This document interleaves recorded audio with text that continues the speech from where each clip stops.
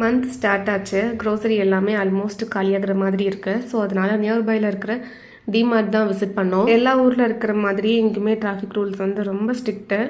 2 பேருமே ஹெல்மெட் போட்டிருக்கணும். இப்போ பேபிஸ்மே போட சொல்கிறாங்க. நாங்கள் ஆர்டர் பண்ணியிருக்கோம். பட் இந்த சைஸ் கொஞ்சம் பெருசாக வந்துடுச்சு டுக்குக்கு.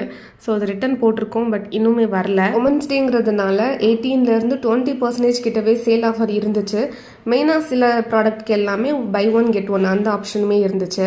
நான் கொஞ்சம் வீட்டுக்கு தேவையான இந்த கிச்சன் ரேக்குக்கெல்லாம் அந்த லைனர் பேப்பர் தேவைப்பட்டது. அது மீஷோலேயே 200 இருந்துச்சு. பட் இதில் 129. அதோட மீட்டருமே கொஞ்சம் ஜாஸ்தியாக இருந்துச்சு. கிட்ஸோட காட்டன் பேண்ட் எல்லாமே இதுக்கு முன்னாடி 139 இருந்துச்சு. இப்போ வெறும் 79ல கிடைச்சது. மெயினாக உமன்ஸ் டேங்கிறதுனால லேடிஸ் செக்ஷனில் கேர்ள்ஸோட அக்சசரிஸ் எல்லாமே அவ்வளோ அஃபோர்டபுளாக க்யூட்டாக இருந்துச்சு பார்க்குறதுக்கு. நான் 2-3 வாங்கினேன். அப்புறம் டுக்குக்கு வந்து அங்கே ஒரு கீபோர்ட் டைப்பில் இருக்கிற ஒரு டாய் வந்து ரொம்பவே பிடிச்சிருந்தது.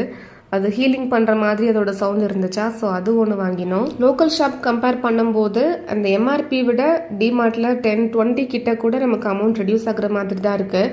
சில லோக்கல் ஷாப்பில் அதே எம்ஆர்பியில் வாங்குற மாதிரி இருக்கும்.